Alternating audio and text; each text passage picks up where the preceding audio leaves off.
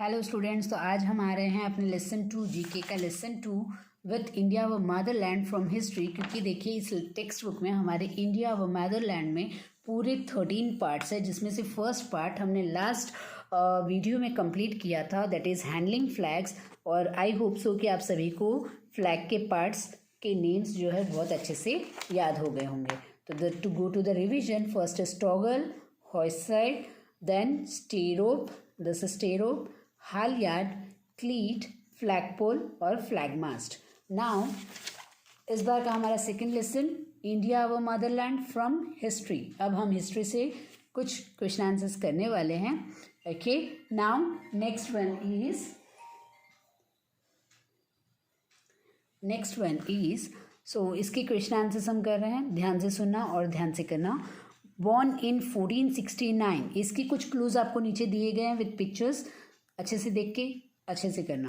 Okay, now born in 1469, he was the founder of the Sikh religion. In 1500 he left his family and joined the Sufis. He always thought that there is only one God. तो यहाँ पर बात हो रही है, किसकी बात हो रही है आपको बताना है। देखिए, founder of the Sikh religion को इन्होंने फाइंड आउट किया है और 1500 में इन्होंने अपनी फैमिली को छोड़ दिया था। देन 1500 में means not rupees, year, in 1500। Okay, in 1500 he left his family और इन्होंने किसको ज्वाइन कर लिया, सूफीज को ज्वाइन कर लिया। Then he always thought that there is only one God, उन्होंने हमेशा यही बताया है कि भगवान एक ही हैं। तो ये पर्सनालिटी कौन थी, ही वॉज गुरु नानक। आपको क्या लिखना है यहाँ पर, Guru Nanak. See here, GURUNANK, Nanak. Okay, Guru Nanak. Now next is, he was a Rajput king who never submitted to the Mughals. He spent his entire lifetime fighting them. His horse was named Chetak. तो ये एक ऐसी पर्सनालिटी है जो Rajput king है, मतलब ये जो है वो राजपूत किंग है और उन्होंने कभी भी मुगल्स के पास सरेंडर नहीं किया अपना। Who never submitted to the Mughals. Then he spent his entire lifetime, जिन्होंने अपनी पूरी ज़िंदगी उनसे लड़ने में निकाल दी और उनका जो हॉर्स था उसका नाम था चेतक। तो कौन हो सकता है ये है Rana Pratap.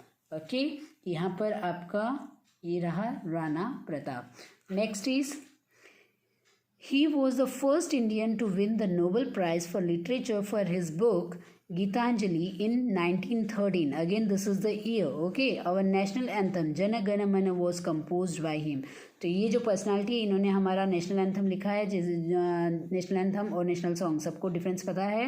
National anthem is Jana Gana Mana, national song is Vande Mataram, right. So Jana Gana मन लिखा है और नेक्स्ट इज, इनको उसके लिए he was the first Indian to win the Nobel prize. वो एक पहले ऐसे इंडियन है जिनको नोबेल प्राइज मिला है फॉर हिज लिटरेचर बुक। कौन सी लिटरेचर बुक है उनकी, गीतांजलि। और इनको ये नोबेल प्राइज कौन से ईयर में मिला है, 1913।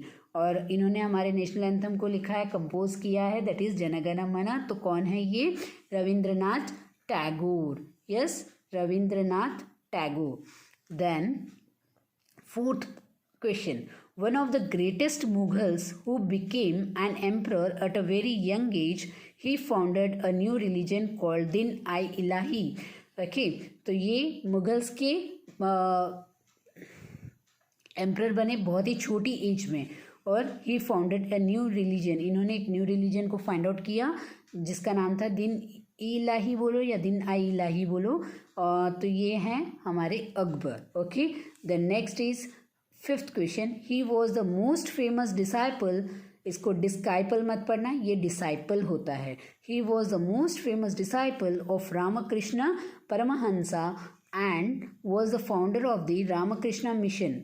मतलब कि ये रामकृष्ण परमहंसा के बहुत बड़े भक्त थे, disciple, and was the founder of the Ramakrishna Mission. इन्होंने रामकृष्ण मिशन को भी फाइंड आउट किया है।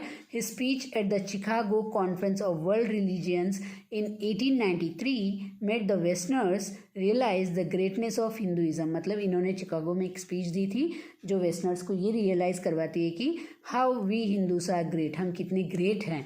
तो ये थे Swami Vivekananda. Then next is, the first martyr of the revolt of 1857 This sepoy opposed the use of greased cartridges. He was later hanged. जिनको बाद में हैंग कर दिया गया, मतलब फांसी की सज़ा दी गई, वो है लास्ट में Mangal Pandey. Then he was brave soldier and a brilliant general.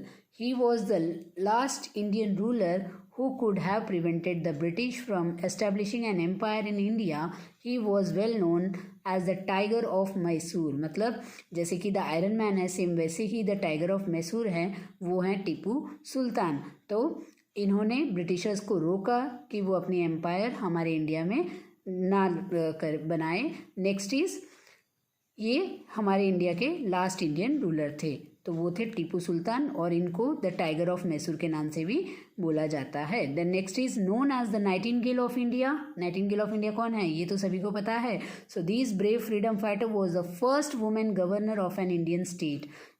तो ये जो लेडी हैं was the first women governor of Indian state. UP से बिलोंग कर, UP. So this is Sarojini Naidu.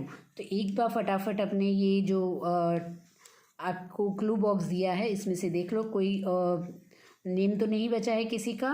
Yes, we have ticked all. तो हमारे ये सारे क्वेश्चन आंसर्स हो गए हैं and this is here we complete the second part. तो फटाफट आप इसको नोट डाउन करें और कोई भी डाउट हो तो कमेंट सेक्शन में लिखकर ज़रूर पूछें.